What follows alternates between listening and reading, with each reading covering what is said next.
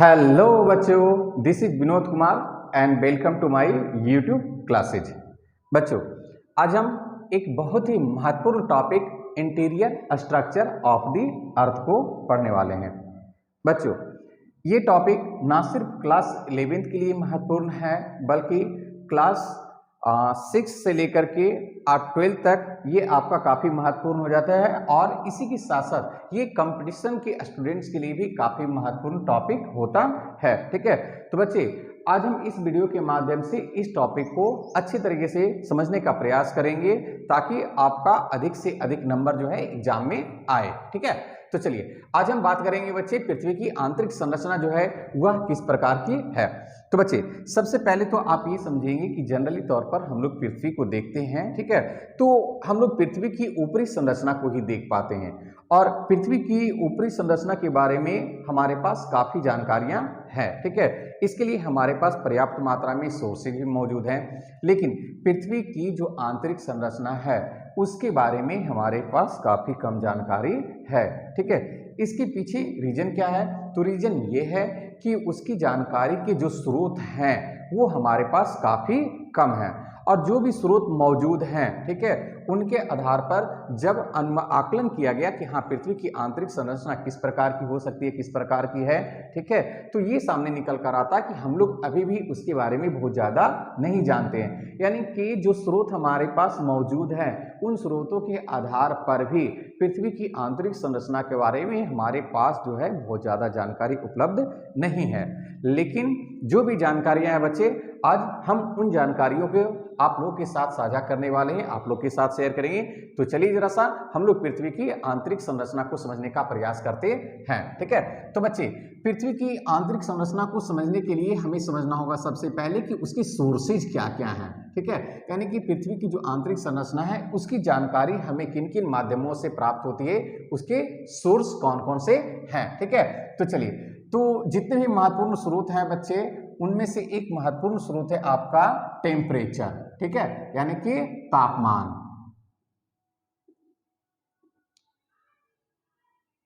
Temperature यानी कि तापमान। तो बच्चे पृथ्वी की आंतरिक संरचना को जानने के लिए हमारे पास ये एक महत्वपूर्ण स्रोत मौजूद है। ठीक है, देखिए कैसे आपका, तो जैसे जैसे हम लोग पृथ्वी के आंतरिक भाग में प्रवेश करते जाते हैं वैसे वैसे पृथ्वी के आंतरिक भाग का जो टेम्परेचर है वह लगातार बढ़ता चला जाता है। ठीक है, और कोर तक जाते जाते इसका टेम्परेचर आपका काफ़ी ज़्यादा हो जाता है। और बच्चे आपको ये भी जानकारी होनी चाहिए कि पृथ्वी के जो कोर का टेम्परेचर है, ठीक है, उसका टेम्परेचर आपका सूर्य की सतह का तापमान के लगभग बराबर है। ठीक है, यानी कि सूर्य की सतह का टेम्परेचर आपका लगभग 6000 डिग्री सेंटीग्रेड माना गया बच्चे। ठीक है, और ठीक उतना ही टेम्परेचर जो है हमारी पृथ्वी का आंतरिक भाग का भी है। यानी कि कोर का टेम्परेचर क्या है? तो कोर का टेम्परेचर 6000 डिग्री सेंटीग्रेड के आसपास है। मे भी हो सकता है कि इससे थोड़ा ज्यादा हो या इससे कम हो, लेकिन एक आकलन के अनुसार ये कहा गया कि पृथ्वी के आंतरिक भाग का तापमान कितना है?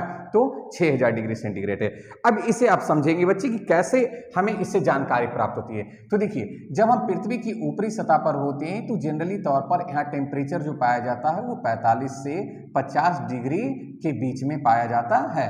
कहीं पे आपका इससे कम, कहीं पे इससे ज्यादा भी होता है। लेकिन जैसे ही हम पृथ्वी के आंतरिक भाग में प्रवेश करते हैं तो प्रत्येक 32 मीटर, है ना, प्रत्येक 32 मीटर की गहराई पर टेम्परेचर 1 डिग्री बढ़ जाती है। यानी कि टेम्परेचर इंक्रीज कर जाती है बच्चे, कितने डिग्री सेंटीग्रेड? तो 1 डिग्री सेंटीग्रेड। और जैसे जैसे जैसे जैसे हम लोग आगे बढ़ते जाते हैं वैसे वैसे टेम्परेचर और भी इंक्रीज होता चला जाता है। ठीक है, और ये इंक्रीज जो है आपका, ये इंक्रीजमेंट आपका कहाँ तक जारी रहता है? तो लगभग 8 किलोमीटर तक जो है ये जारी रहता है। उसके बाद में फिर क्या होता है? फिर थोड़ा सा टेम्परेचर बढ़ता है, कहीं पे बढ़ जाता है तो थोड़ा टेम्परेचर कहीं पे घट जाता है। लेकिन ओवरऑल जब हम आंतरिक भाग में प्रवेश कर जाते हैं तो ये पाते हैं कि वहां पर टेम्परेचर आपका काफी ज्यादा है। तो ये जानकारी के लिए हमारे पास एक महत्वपूर्ण स्रोत है। दूसरा महत्वपूर्ण स्रोत है बच्चे प्रेशर, है ना। दूसरा महत्वपूर्ण स्रोत क्या है? तो दूसरा महत्वपूर्ण स्रोत है प्रेशर, यानी कि दबाव, है ना बच्चे। तो जैसे जैसे हम पृथ्वी के आंतरिक भाग में बढ़ते चले जाते हैं वैसे वैसे प्रेशर भी क्या होता है, तो प्रेशर भी इंक्रीज करता चला जाता है, यानी कि दबाव भी आपका बढ़ता चला जाता है। और इससे और इसकी जानकारी में सबसे अच्छे तरीके से कैसे प्राप्त होती है, तो देखिए प्रेशर बढ़ने के कारण किसी वस्तु की स्थिति में क्या होता है, परिवर्तन हो जाता है ना। तो जब हम पृथ्वी के आंतरिक भाग में प्रवेश करते हैं बच्चे, तो वहां पर ये देखते हैं कि इसकी जो अलग अलग परतें हैं, ठीक है, उन परतों की जो संरचनाएं हैं, उसकी जो अवस्थाएं हैं, ठीक है, वह अलग अलग प्रकार की है। जैसे सबसे पहले अगर हम यहाँ से क्रस्ट के बारे में बात कर लेंगे, तो क्रस्ट जो है ये सॉलिड स्टेट में है। वहीं पर जब हम मेंटल में प्रवेश करते हैं तो हम क्या देखते हैं कि मेंटल का जो ऊपरी हिस्सा है वो सॉलिड स्टेट में है, लेकिन थोड़ा सा जब हम नीचे जाते हैं तो ये पाते हैं कि वो जो स्टेट, वहां पर जो स्टेट पाया जाता है वो प्लास्टिक स्टेट में पाया जाता है। लेकिन फिर से हम जैसे और ही नीचे जाते हैं, फिर से वो सॉलिड हो जाता है, फिर से कहीं पे लिक्विड पाया जाता है और फिर कहीं पे सॉलिड पाया जाता है। तो ओवरऑल कहने का तात्पर्य क्या है बच्चे, कि प्रेशर के कारण पृथ्वी की जो आंतरिक संरचना है उसमें हमें विभिन्नताएं देखने के लिए मिल जाती है, ठीक है। चलिए, तो तीसरा महत्वपूर्ण स्रोत क्या है बच्चे, तीसरा महत्वपूर्ण स्रोत है आपका डेंसिटी, यानी कि घनत्व। तीसरा महत्वपूर्ण स्रोत क्या होता है बच्चे, तीसरा है घनत्व, डेंसिटी, है ना। अब देखिए, हम लोग ऊपरी भाग से जैसे जैसे आंतरिक भाग की ओर प्रवेश करते चले जाते हैं वैसे वैसे डेंसिटी इंक्रीज होती चली जाती है, ठीक है। अगर हम यहाँ पर कोर के बारे में बात करें बच्चे, ठीक है, तो कोर, ठीक है, मेंटल और ऊपर में क्रस्ट, आपका तीनों में ही डेंसिटी जो पाया जाता है आपका वह अलग अलग पाया जाता है। जैसे अगर हम यहाँ पर क्रस्ट के बारे में डेंसिटी के बारे में बात करेंगे तो यहाँ पे 2.7 ग्राम प्रति सेंटीमीटर क्यूब पाया जाता है, ठीक है। वहीं पर मेंटल की बात करेंगे तो मेंटल में ये 4.6 ग्राम प्रति सेंटीमीटर क्यूब होता है। जबकि अगर हम आंतरिक भाग के बारे में बात करेंगे बच्चे, ठीक है, तो आंतरिक भाग में डेंसिटी जो होता है वह 13 ग्राम पर सेंटीमीटर क्यूब होता है। यानी कि देखिए, सबसे कम कहां पे, तो सबसे कम क्रस्ट में, उसके बाद कहां ज्यादा, तो मेंटल में, और सबसे ज्यादा कहां पे, तो सबसे ज्यादा डेंसिटी जो पाई जाती है वो आपकी वह कोर में पाई जाती है। तो हम क्या देख रहे हैं, हम ये देख रहे हैं कि जैसे जैसे ऊपर से हम नीचे की ओर प्रवेश करते चले जाते हैं वैसे वैसे घनत्व बढ़ता चला जाता है, और इसी बढ़ते हुए घनत्व से हमें पृथ्वी की आंतरिक संरचना के बारे में जानकारी प्राप्त हो पाती है, ठीक है। चलिए, इसके साथ ही साथ बच्चे हम कुछ प्रत्यक्ष चीजों के बारे में बात कर सकते हैं जिसे हम देख पाते हैं आपका यहाँ से, ठीक है, और जिनसे कि हमें जानकारी प्राप्त होती है। जैसे कि माइनिंग हो गया, है ना। माइनिंग कहने का मतलब क्या है बच्चे, खनन आपका। तो खनन के द्वारा भी पृथ्वी की आंतरिक संरचना के बारे में हमें जानकारी प्राप्त होती है, लेकिन बहुत ज्यादा जानकारी जो है हमें इससे प्राप्त नहीं हो पाता है, क्योंकि अभी तक जो है हम सिर्फ पृथ्वी के आंतरिक भाग में 12.2 किलोमीटर तक ही प्रवेश कर पाए हैं। यानी कि जो माइनिंग किया गया है बच्चे, ठीक है, वह कहां तक किया गया है, तो वह 12.2 किलोमीटर तक ही किया जा सका है। तो इससे हमें बहुत ज्यादा जानकारी प्राप्त नहीं हो पाती है, लेकिन थोड़ी बहुत जानकारी तो हो ही जाती है। इसके अलावा हम बात कर लें सोर्स के बारे में, तो वोल्केनिक इरप्शन से भी हमें जानकारी प्राप्त होती है, ठीक है, क्योंकि जब ज्वालामुखी विस्फोट होता है बच्चे, तो ज्वालामुखी विस्फोट के दरमियान जो है कई सारे पदार्थ आपके बाहर आते हैं, ठीक है, और उन पदार्थों के आधार पर भी हम ये तय कर पाते हैं कि हाँ, पृथ्वी की आंतरिक संरचना इस प्रकार की है, ठीक है। लेकिन सबसे महत्वपूर्ण जो माना जाता है बच्चे, ठीक है, वो सेस्मिक वेव्स को माना जाता है। देखिए, सबसे महत्वपूर्ण सोर्स जो है वह किसे माना गया है, वह सेस्मिक वेव्स को माना गया है, यानी कि भूकंपीय तरंगों को माना गया है। किसे माना गया बच्चे, तो भूकंपीय तरंगों को, ठीक है। अब इसका निर्धारण किसने किया है, चलिए इस बात को भी हम जान लेते हैं। देखिए कि भूकंपीय तरंग जो है आपका पृथ्वी की आंतरिक संरचना के बारे में जानकारी के सबसे महत्वपूर्ण स्रोत हैं। इस बात का निर्धारण IUGG के द्वारा किया गया है। किसके द्वारा किया गया बच्चे, तो IUGG के द्वारा किया गया है, International Union of Geodesy and Geology के द्वारा। ठीक है, तो इसने बच्चों क्या बताया है, इसने जो आकलन किया है उस आकलन के अनुसार बताया है कि पृथ्वी की जो आंतरिक संरचना है, ठीक है, उसे उसने 3 भागों में बांट दिया है सबसे पहले तो। ठीक है, आईयूजीजी ने क्या किया कि पृथ्वी की आंतरिक संरचना को जो है 3 भागों में बांटा है और उसे बांट करके उसने वहां से विभिन्न जानकारियां प्रदान की कि हाँ पृथ्वी की आंतरिक संरचनाएं इस प्रकार की है। तो चलिए जरा सा यहाँ से देखते हैं हम कि पृथ्वी की जो आंतरिक संरचना को आईयूजीजी ने 3 भागों में बांटा है वह कौन कौन सा है। तो बच्चे ये 3 भाग हैं, क्रस्ट जिसे हम भूपरपट्टी भी कहते हैं, भूपरपट्टी। दूसरा है बच्चे मेंटल, दूसरा क्या है, दूसरा है मेंटल, है ना।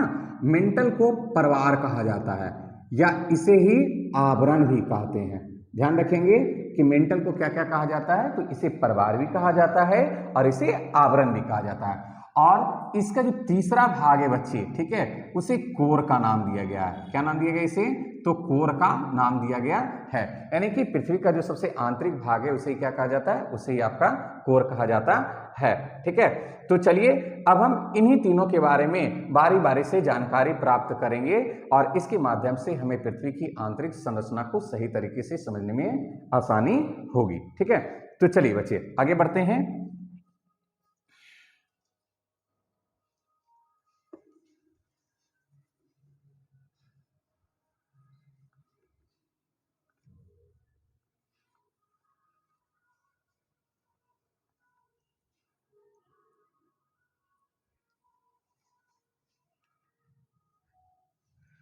बच्चों एक चीज यहां पर और भी समझेंगे हम लोग, जरा सा यहाँ से पृथ्वी को जो संरचना है, ठीक है, उसे एक एग्जाम्पल के जरिए भी जरा सा हम समझ लेते हैं। ठीक है, हम दैनिक जीवन में भी कुछ वस्तुओं को देखते हैं जो कि ठीक पृथ्वी की आंतरिक संरचना या पृथ्वी की संरचना की जैसी ही है आपकी। ठीक है, आप लोगों ने एक को देखा है बच्चे और एक आप लोग खाते भी होंगे बच्चे। तो देखिए एक की संरचना आपकी इस प्रकार की होती है, तो एक की संरचना को ही हम लोग पृथ्वी से कंपैरिजन कर कर देख लेते हैं यहाँ से। ठीक है, देखिए एक में क्या होता है बच्चे, एक को आप क्या कीजिए, सबसे पहले बॉयल कर दीजिए। ठीक है, आप एक बॉयल एग ले लीजिए, यानी कि उबला हुआ अंडा ले लीजिए। ठीक है, तो उबला हुआ अंडा, उबले हुए अंडे की स्थिति कैसी होती है आपकी, ये जरा सा देख लेते हैं। तो सबसे ऊपर में जो भाग होता है बच्चा, ठीक है, इसकी जो यहाँ से ऊपरी जो परपट्टी होती है या सबसे किनारे वाला जो कैल्शियम का बना हुआ खोल होता है बच्चे, ठीक है, आप मान लीजिए वो क्या है, वो पृथ्वी की भूपरपट्टी है, यानी कि क्रस्ट है आपका। ये क्या है आपका से, तो ये क्रस्ट है। अच्छा, जब आप उसे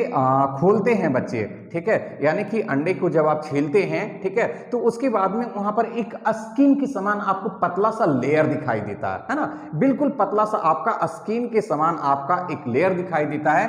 तो वहां पर जो वो पतला सा लेयर दिखाई देता है ना, ठीक उसी के जैसा पृथ्वी में भी एक लेयर पाया जाता है जिसे एस्थेनोस्फेयर का नाम दिया गया है। ठीक है, इसे क्या नाम दिया गया है, एस्थेनोस्फेयर का नाम दिया गया है। अब आप कहेंगे कि सर आपने तो कहा कि इसे 3 भागों में ही बांटा गया। हाँ, 3 भागों में ही बांटा गया है, क्योंकि एस्थेनोस्फेयर जो है आपका, ये आपका मेंटल का हिस्सा है। ठीक है, लेकिन हम यहां से एक एग्जाम्पल प्रस्तुत कर रहे हैं बच्चे, तो एग्जाम्पल में ये बताना जरूरी है कि जो अंडे में जो वो स्किन टाइप का जो वो भाग है आपका, वो बिल्कुल पृथ्वी में अर्थ के इस पृथ्वी के अर्थ के एस्थेनोस्फेयर के जैसा है। ठीक है, अच्छा इसके बाद में क्या है, इसके बाद में इसका बीच वाला हिस्सा देखिए जो कि उजला वाला होता है ना। ठीक है, ये मान लीजिए कि ये क्या है आपका ऐसे, ये बीच में जो है उजला वाला हिस्सा है, आप इसे मान लीजिए कि ये क्या है आपका ऐसे, ये आपका मेंटल है। ये क्या है आपका, तो ये आपका मेंटल है। ठीक है, और ये जो सबसे नीचे वाला हिस्सा है बच्चे, ठीक है, इसे आप मान लीजिए कि ये क्या है, तो ये आपका कोर है। ये क्या है आपका ऐसे, कोर। तो हम एक अंडे का एग्जाम्पल लेकर भी देख सकते हैं कि हाँ पृथ्वी की जो संरचना है वो इस प्रकार की है। लेकिन बच्चे यहाँ पर एक बात और भी समझिएगा कि ये जो इसकी जो स्टेट होती है अंडे का बॉयल एग जो है आपका, इसका जो स्टेट है ये कैसा है, तो ये पूरी तरीके से सॉलिड है। कैसा आपका, तो सॉलिड है। जबकि हम अर्थ के बारे में पहले ही बात कर चुके हैं कि अर्थ की जो संरचना है, अर्थ की जो आंतरिक संरचना है वह पूर्ण रूपेण सॉलिड नहीं है, बल्कि कहीं पे सॉलिड है, कहीं पे प्लास्टिक है, तो कहीं पे ये लिक्विड स्टेट में मौजूद है। ठीक है, तो मैंने इसे इसलिए दिया था क्योंकि एस्थेनोस्फेयर का एक एग्जाम्पल हमें देना था जो कि पतला सा लेयर है, और उसके अलावा ये भी बताना था आपका कि इसकी संरचना देखिए आपका इस तरीके से हो सकती है। ठीक है, तो चलिए जरा सा और आगे बढ़ते हैं, वीडियो को कंटिन्यू करते हैं। आइए, तो सबसे पहले बच्चे हम बात कर लेते हैं पृथ्वी की ऊपरी संरचना के बारे में। ठीक है, तो देखिए बच्चे, पृथ्वी की जो ऊपरी संरचना है, सबसे ऊपरी संरचना है, उसे क्या कहा जाता है? उसे क्रस्ट कहा जाता है। तो चलिए जरा सा इसे हम एक फिगर के माध्यम से समझने का प्रयास करते हैं बच्चे। एक बहुत ही सुंदर सा फिगर है, ठीक है, और इस फिगर के माध्यम से हम ये देखते हैं कि पृथ्वी की आंतरिक संरचना जो है किस प्रकार की है और कहां पर क्या क्या चीजें पाई जा रही है। तो चलिए जरा सा यहां से सबसे पहले तो हम एक आइसक्रीम ले लेते हैं बच्चे, है ना। आप लोग को आइसक्रीम काफी पसंद होगा। चलिए, तो ये आइसक्रीम भी है आपका, और इसे आप यहां से केक का एक स्लाइस भी मान सकते हैं या केक का एक टुकड़ा भी आप मान सकते हैं। तो चलिए जरा सा पृथ्वी की संरचना को हम लोग बनाना प्रारंभ करते हैं।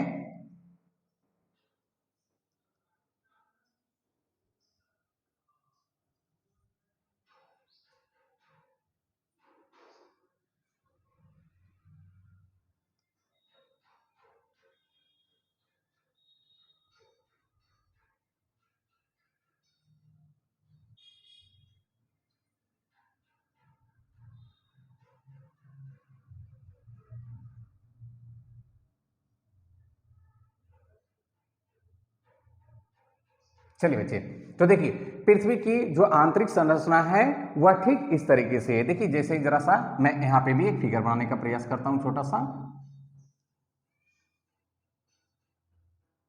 ये मान लीजिए, और यहां से मैं पृथ्वी का एक हिस्सा यहां से काटकर निकाल लेता हूं। ठीक है, इसे मैं आगे भी कंटिन्यू करूंगा।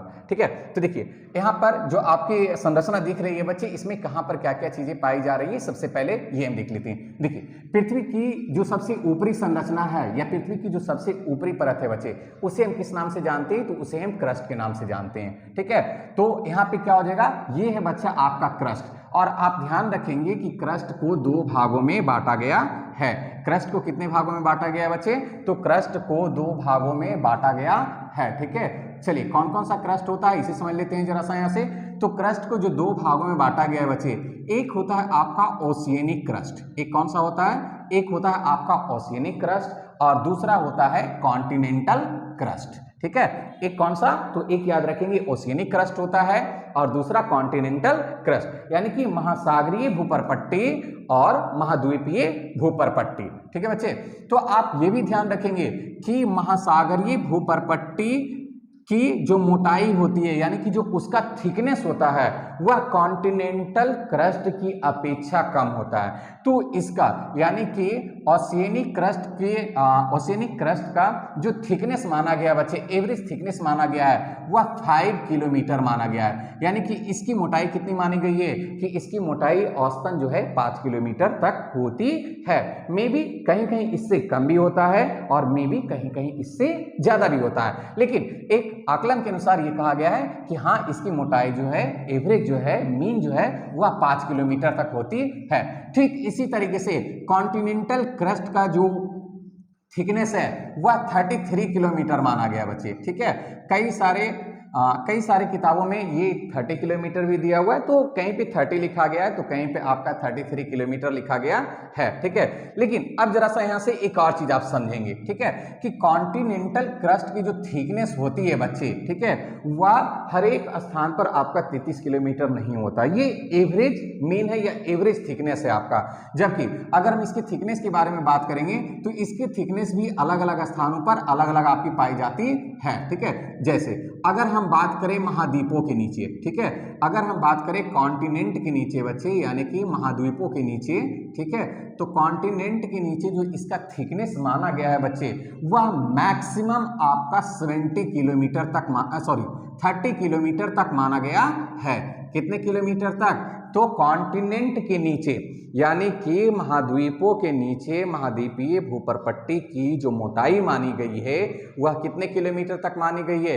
वह 30 किलोमीटर तक मानी गई है।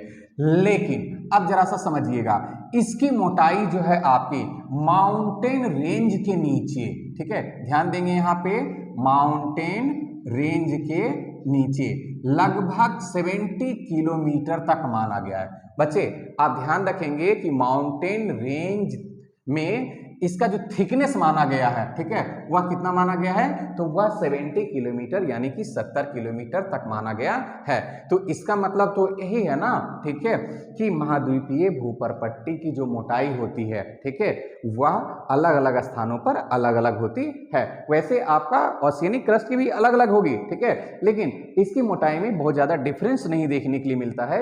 जबकि कॉन्टिनेंटल क्रस्ट के बारे में अगर हम बात करेंगे तो कॉन्टिनेंटल क्रस्ट में बहुत ज्यादा डिफरेंस जो है देखने के लिए मिल जाता है।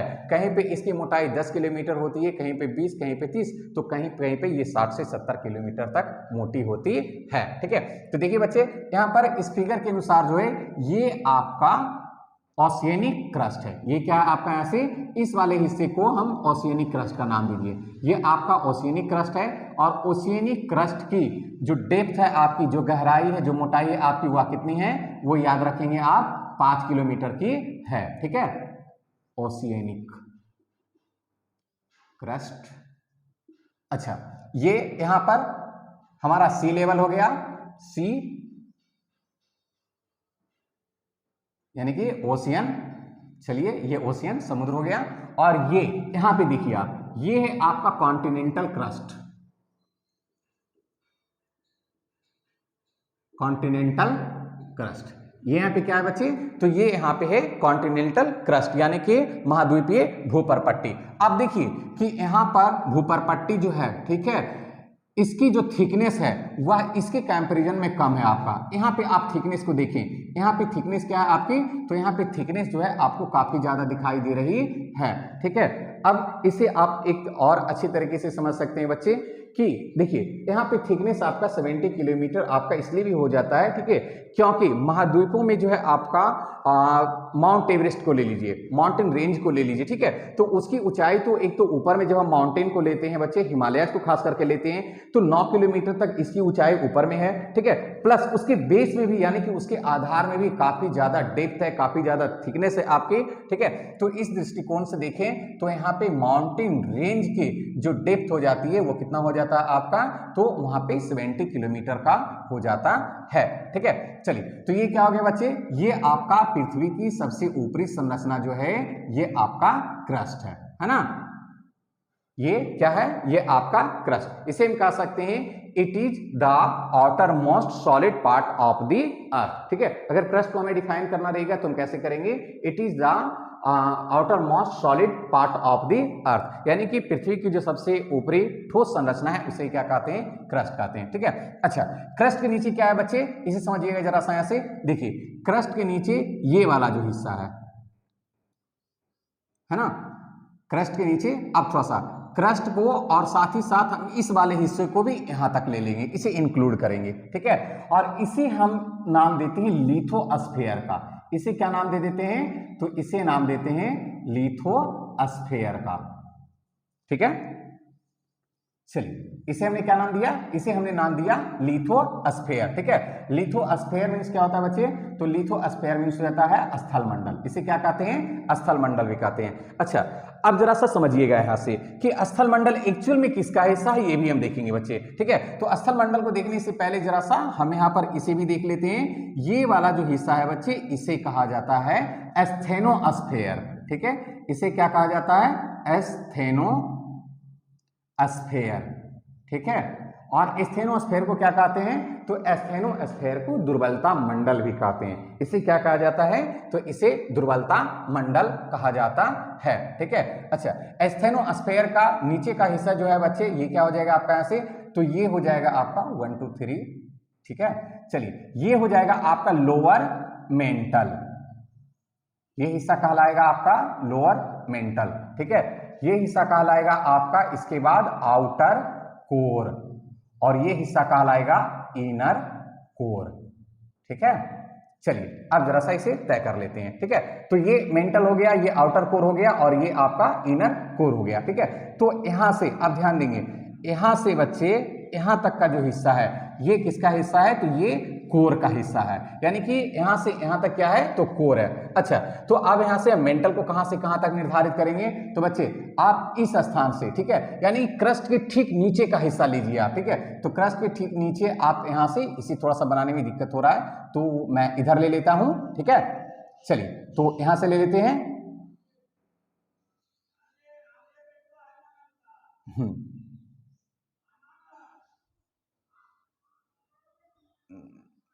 इसे यहां से ये आपका यहां तक आ जाएगा, ठीक है। चलिए ये आपका यहां तक निर्धारित हो गया। तो देखिए ये जो हिस्सा है बच्चे यहां से यहां तक आपका, ठीक है, ये क्या कहलाएगा, यही आपका मेंटल कहलाएगा। और मेंटल दो पार्ट में बटा हुआ है, एक लोअर मेंटल और इसका ऊपरी भाग जो है आपका वो अपर मेंटल कहलाएगा, ठीक है। तो चलिए अब जरा सा हम इसके डेप्थ को देखते हैं कि कहां से कहां तक कितनी गहराई इन सभी की है, ठीक है। तो चलिए ये आपका सबसे पहले हो गया आपका 0 किलोमीटर, ठीक है। भूपरपट्टी को हम 0 किलोमीटर से ही मान करके चलते हैं आपका, ठीक है। और उसके बाद हम आंतरिक भाग में प्रवेश करते चले जाते हैं, ठीक है। तो इसके बाद में यहां पर ध्यान देंगे बच्चे, ये क्रस्ट है ना, और क्रस्ट की मोटाई हमने कितनी बताई है आपकी, तो क्रस्ट की मोटाई को हमने अभी बताया था, ठीक है, कि क्रस्ट की मोटाई जो है कितना माना गया आपका, ठीक है। तो वैसे तो 33 किलोमीटर माना गया आपका एवरेज में, ठीक है। कहीं पे 30 किलोमीटर आपका, कहीं पे ओशियनिक में आपका ऐसे 5 किलोमीटर, लेकिन ओवरऑल अगर हम लेकर के चलेंगे तो इसे कितना लेकर चलते हैं, इसे हम 70 किलोमीटर तक लेकर चलते हैं। तो ये कितना किलोमीटर तक हो जाएगा, यहां से ये आपका हो गया 70 किलोमीटर, ठीक है। अच्छा इसके बाद में हम चर्चा कर लेते हैं लिथोस्फीयर के बारे में बच्चे। तो ध्यान दीजिएगा कि लिथोस्फीयर क्या होता है। देखिए लिथोस्फीयर जो आपका वो क्रस्ट नहीं है, सिर्फ क्रस्ट नहीं है, ठीक है, बल्कि ये आपका क्रस्ट, ध्यान रखेंगे यहां से, क्रस्ट और plus upper most solid mental, ठीक है। ध्यान रखेंगे यहां से कि लिथोस्फीयर किसे कहते हैं बच्चे, तो crust plus upper most solid mental को मिलाने से जो हिस्सा बनता है, जो भाग बनता है, उसे ही क्या कहा जाता है, उसे ही लिथोस्फीयर यानी कि स्थल मंडल कहा जाता है। क्या कहते हैं बच्चे इसे ही, तो स्थल मंडल कहा जाता है। तो आप अगर ये कहते हैं कि क्रस्ट को स्थल मंडल कहा जाता है तो बच्चे ये पूरी तरीके से बिल्कुल भी सही नहीं है, ये आंसर आपका गलत हो जाएगा, क्योंकि स्थल मंडल किसे कहते हैं, लिथोस्फीयर किसे कहते हैं, तो crust plus upper most solid mental जो होता है, उन दोनों के मिलने से ही आपका कौन बनता है, आपका तो लिथोस्फीयर बनता है। और लिथोस्फीयर की जो गहराई मानी गई है बच्चे, वह कितना माना गया है, वह 100 किलोमीटर तक माना गया है। कितने तक माना गया आपका ऐसे, तो 100 किलोमीटर तक। तो अगर आपसे क्वेश्चन पूछ दिया जाए कि आप स्थल मंडल की गहराई को बताएं, तो आप क्या बताएंगे कि स्थल मंडल की गहराई कितनी होती है, तो स्थल मंडल की गहराई 100 किलोमीटर तक होती है, ठीक है। अब चलिए अब इसके हम नीचे प्रवेश करते हैं, ठीक है, और नीचे जाते हैं बच्चे। तो ये लोअर मेंटल जो है आपका यहां से, ठीक है, उससे पहले जो अपर मेंटल एरिया है वो कहां तक आपका, तो वो 700 किलोमीटर तक, कितना किलोमीटर आपका, तो 700 किलोमीटर तक। बच्चे ध्यान रखिए कितने किलोमीटर तक आपका, तो 700 किलोमीटर तक, ठीक है। तो इसका मतलब ये हो गया ना कि करीब करीब 70 किलोमीटर से लेकर के 700 किलोमीटर तक का जो एरिया है, जो क्षेत्र है बच्चे, ठीक है, वह अपर मेंटल के अंतर्गत आता है। और उसके बाद आपका 700 किलोमीटर से लेकर के 2900 किलोमीटर तक, 29,000 किलोमीटर तक की गहराई तक को हम किस नाम से जानते हैं, तो हम लोअर मेंटल के नाम से जानते हैं। किस नाम से जानते हैं, तो लोअर मेंटल के नाम से जानते हैं। आप इसे यहां पर इंडिकेट कर देंगे, ये क्या है, ये मेंटल है। और मेंटल के दो हिस्से बचे, कौन कौन सा, ठीक है, तो एक आपका लोअर मेंटल हो गया आपका, एक हिस्सा कौन सा कहलाएगा, एक हिस्सा आपका लोअर मेंटल, ठीक है, और एक हिस्सा आपका अपर मेंटल, ठीक है, upper mantle and lower mental, upper mantle and lower mental. चलिए अब 2900 से फिर हम डेप्थ की ओर जाते हैं, फिर नीचे की ओर जाते हैं, ठीक है। तो जब हम 5100 किलोमीटर तक पहुंचते हैं बच्चे, तो वहां तक पहुंचते हैं तो वहां पे क्या पाया जाता है, आपका आउटर कोर, ठीक है। यानी कि 2900 किलोमीटर से लेकर के 5100 किलोमीटर तक का जो एरिया है उसे आउटर कोर कहा जाता है, ठीक है। और 5100 किलोमीटर से जैसे ही हम नीचे जाते हैं कितना तक, तो 6371 किलोमीटर तक तो बच्चे हम पृथ्वी के कोर तक पहुंच जाते हैं, यानी कि पृथ्वी के आंतरिक भाग तक पहुंच जाते हैं। तो बच्चे पृथ्वी के आंतरिक भाग की या पृथ्वी की कुल गहराई कितनी है आपकी, तो 6371 किलोमीटर तक है। कहीं कहीं पे इसे जो है अन्य स्रोतों में 6378 किलोमीटर भी बताया गया है। तो बच्चे जो भी ऑप्शंस में आपको मिले, या तो 6371 किलोमीटर मिले या 6378 किलोमीटर मिले, आप दोनों में से कोई भी टिक कर सकते हैं। ठीक है, तो बच्चे ये तो ऊपर से लेकर के नीचे तक का गहराई है बच्चे पृथ्वी की, कि हाँ पृथ्वी की जो ऊपर से आपका आरंभ होता है, ठीक है, क्रस्ट से, और आपका कोर तक इतनी गहराई आपकी पाई जाती है। ठीक है, तो उम्मीद करते हैं बच्चे कि यहां तक चीजें आपको अच्छे तरीके से समझ में आ गई होगी। ठीक है, जरा सा एक बार फिर से व्यू कर लेते हैं। सबसे ऊपरी भाग आपका क्रस्ट और किसके, तो अपर मोस्ट मेंटल, यानी कि मेंटल का जो सबसे ऊपरी हिस्सा है ना, देखिए ध्यान दीजिएगा, मेंटल का जो सबसे ऊपरी हिस्सा है करीब करीब आपका 30 किलोमीटर, 40 किलोमीटर या 50 किलोमीटर ले सकते हैं। ठीक है, तो 50 किलोमीटर तक का मेंटल का हिस्सा जिसे हम अपर मोस्ट मेंटल कहते हैं, और प्लस क्रस्ट के मिलने से क्या बनता है, तो लिथोस्फीयर बनता है। और बच्चे यहां पर आप एक बात और भी ध्यान देंगे, ठीक है, कि प्लेटें जो हैं आपकी, ठीक है, प्लेटें, ये जो आपका लिथोस्फीयर है ना, ये ही क्या है आपका प्लेटों में विभाजित है। ठीक है, 7 बड़ी और 9 छोटी छोटी प्लेटों के रूप में यही आपका विभाजित है, और इसी पर हमारी भूप्रपट्टी वगैरह क्या है, स्थापित है। ठीक है, अच्छा ये जो आपकी प्लेटें हैं बच्चे, ठीक है, ये किस पर आपकी तैरती रहती है आपकी, तो ये फ्लोट करती रहती है आपके किसके ऊपर, तो एस्थेनोस्फीयर के ऊपर। अब आप कहेंगे कि सर एस्थेनोस्फीयर के ऊपर कैसे ये तैरेगी आपकी यहां से, ठीक है, तो चलिए इससे समझने के लिए हम जरा सा इसके स्टेट को देख लेते हैं कि पृथ्वी की जो आंतरिक संरचना है वो सभी जो है किस स्टेट में मौजूद है। तो सबसे पहले अगर हम यहां से क्रस्ट के बारे में बात करेंगे बच्चे, ठीक है, तो क्रस्ट जो है आपका ये किस स्टेट में है आपका, तो आप सभी लोग जानते हैं कि क्रस्ट जो है वो सॉलिड स्टेट में है ना, यानी कि उसका नेचर कैसा है, तो उसका नेचर जो है ठोस है। ठीक है, लेकिन इसके साथ ही साथ ये समझेंगे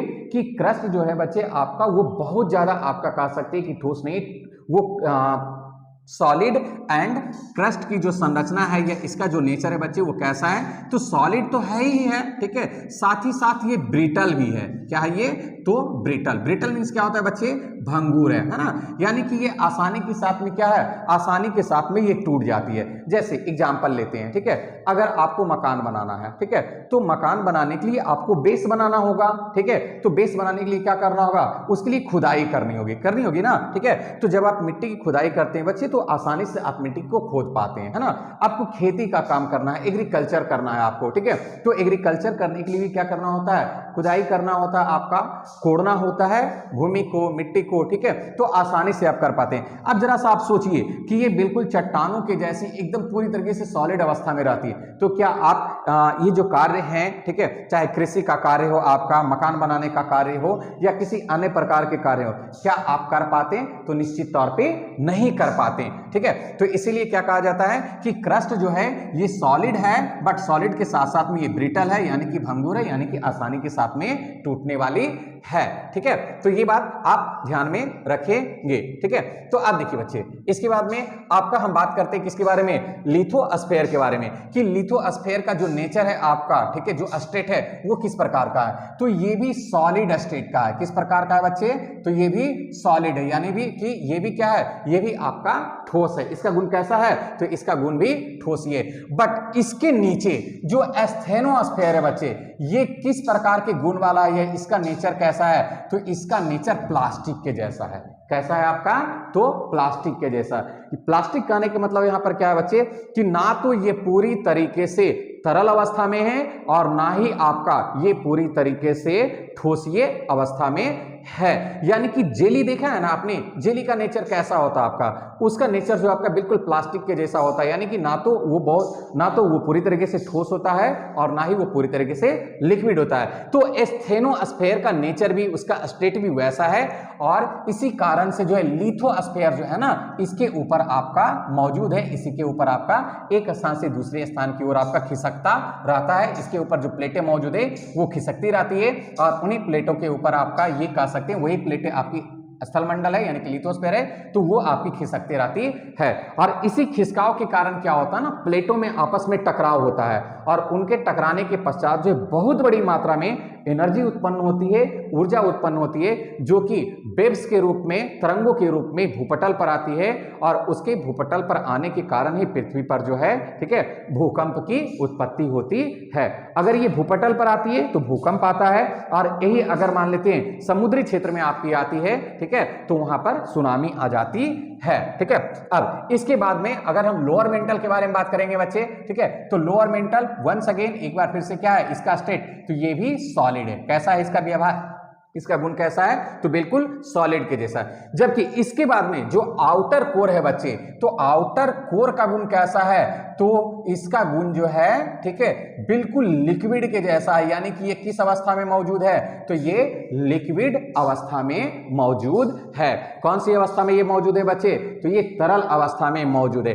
अब आप कहेंगे कि सर यहाँ पे ये तरल अवस्था में क्यों मौजूद है, क्योंकि यहाँ पे टेम्परेचर जो है ना, टेम्परेचर आपका काफी ज्यादा है। ठीक है, तो टेम्परेचर तो आपका ऊपर में भी ज्यादा था, तो बिल्कुल सही बात है बच्चे। लेकिन मैंने आपको ये भी बताया है ना, ठीक है, कि जो पृथ्वी की आंतरिक संरचना है उस पर आपका डेंसिटी का काफी ज्यादा प्रभाव है। ठीक है, तो डेंसिटी के कारण ही कहीं ना कहीं ये जो आपके स्टेट पाए जा रहे हैं ये अलग अलग प्रकार के पाए जा रहे हैं। जबकि इसके ठीक नीचे अगर हम इनर कोर में जाते हैं बच्चे, तो इनर कोर का जो नेचर है, जो स्टेट है, वो कैसा है, तो वह सॉलिड है। यानी कि इनर कोर कैसा है, तो इनर कोर बिल्कुल आपका ठोस है। लेकिन अब ध्यान देंगे, कई सारे स्थानों पर या कई सारे किताबों में ये भी लिखा गया है कि ये एक्चुअल में जो है ना, ठीक है, ये एक्चुअल में ये भी प्लास्टिक के जैसा ही है। किसके जैसा है आपका, तो प्लास्टिक के जैसा है। ठीक है, या यहाँ पर ये प्लास्टिक रूप में ही मौजूद है। ठीक है, लेकिन ये नेचर वाइज क्या है, ठीक है, तो नेचर वाइज जो है ये काफी ज्यादा सॉलिड है। ठीक है, यानी काफी ज्यादा ठोस है आपका ये। ठीक है, इसीलिए आपका ये माना गया है आपका, ठीक है, कि इनर कोर जो है वो कैसा है, तो वह आपका सॉलिड है। आप यहां से ऐसे भी समझ सकते हैं, ठीक है, कि इन सभी की जो, हाँ बच्चे, इन सभी का जो, एक मिनट,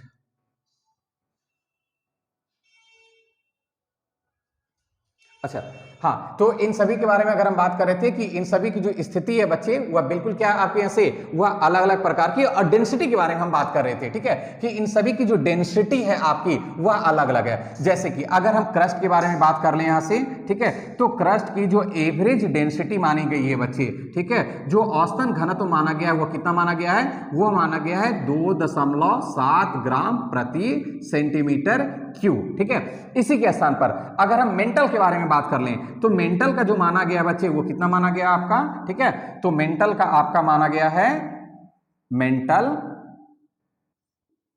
4.6 ग्राम प्रति सेंटीमीटर क्यूब। ठीक है, और जबकि अब हम यहां से किसके देखते हैं, जब हम कोर को देखते हैं तो कोर का हो जाता है 13 ग्राम पर सेंटीमीटर क्यूब।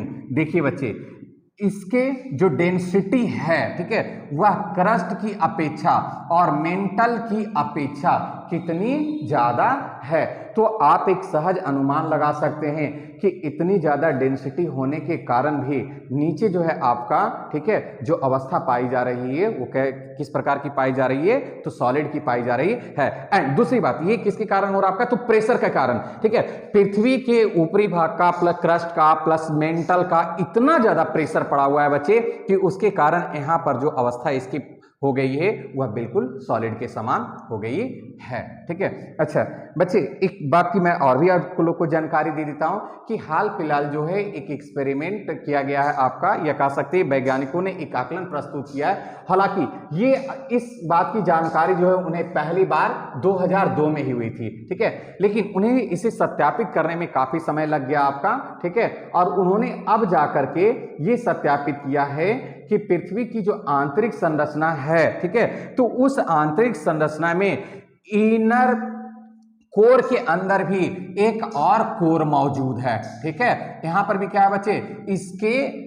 यानी कि इनर कोर के अंदर भी क्या है, तो इनर कोर के अंदर भी एक और कोर मौजूद है आपका। ठीक है, जो कि काफी ज्यादा सॉलिड अवस्था में है। ये इससे भी ज्यादा सॉलिड अवस्था में, यानी किससे, आपका इनर कोर से भी ज्यादा सॉलिड अवस्था में ये मौजूद है। और ये मुख्य रूप से क्या है, तो सॉलिड मेटेलिक है बच्चे। ठीक है, ये कैसे आपके यहां से, तो ये मुख्य रूप से आपका सॉलिड यानी कि काफी ज्यादा जो है आपका, ठीक है, ये कठोर है और संभवतः यहां पर लोहे की मात्रा जो है काफी ज्यादा है। यह मुख्य रूप से किसका बना हुआ है, तो यह मुख्य रूप से लोहे का बना हुआ है।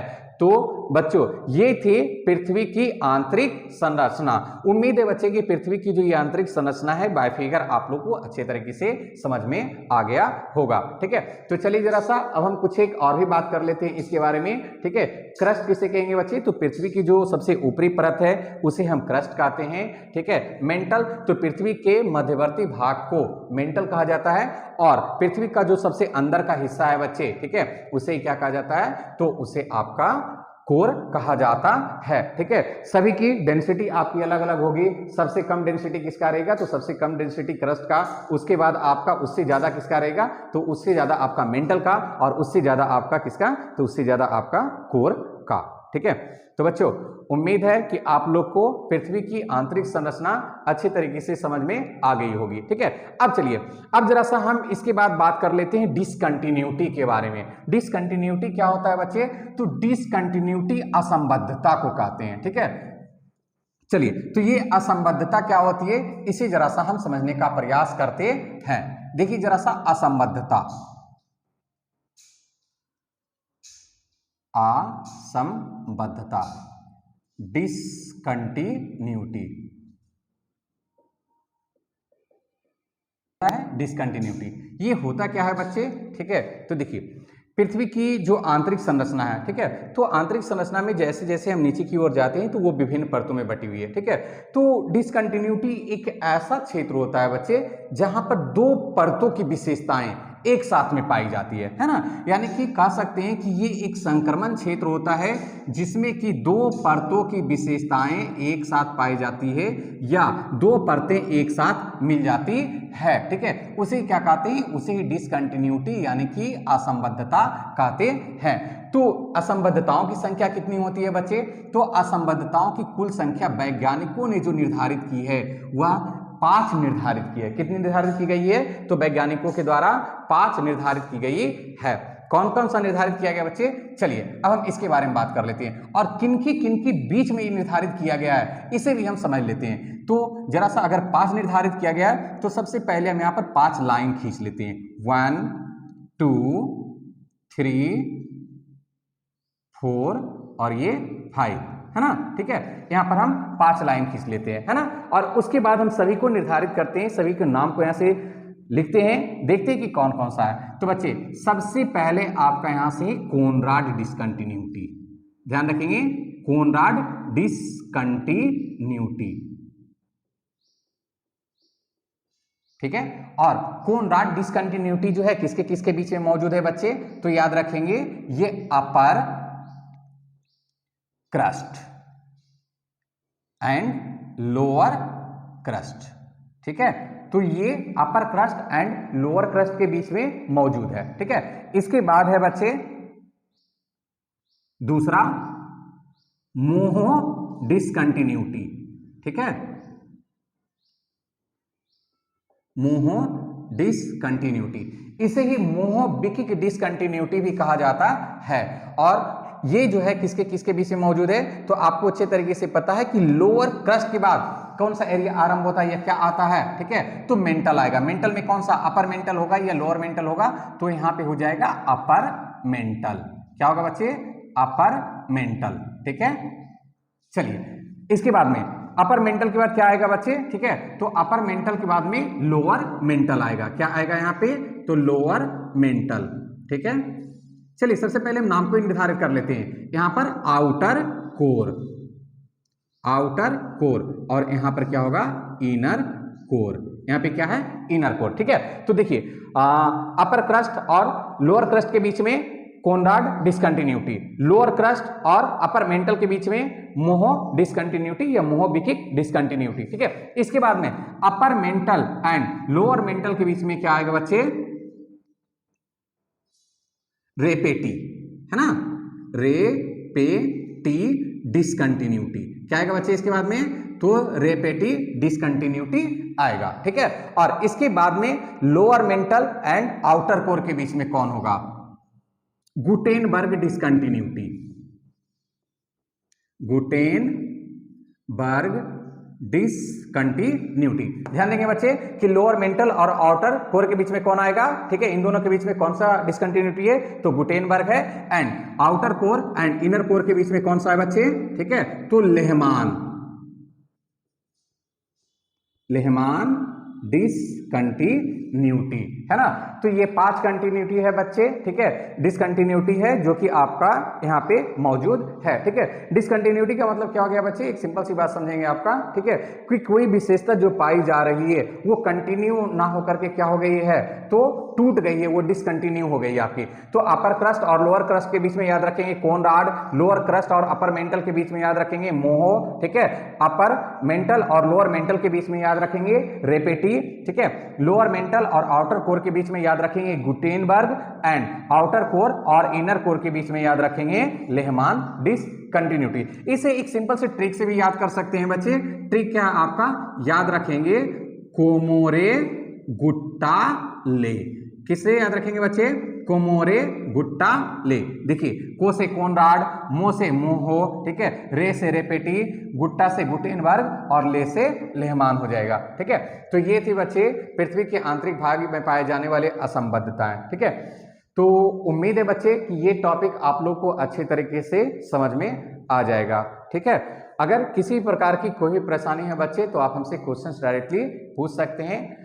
तो चलिए आज के लिए बस इतना ही, बाकी की क्लासेस बच्चे हम आगे कंटिन्यू करेंगे और फिर से हम किसी नए टॉपिक को लेकर के आएंगे और फिर से किसी नए चीज के बारे में हम लोग जानकारी प्राप्त करेंगे। ओके बच्चों, थैंक यू।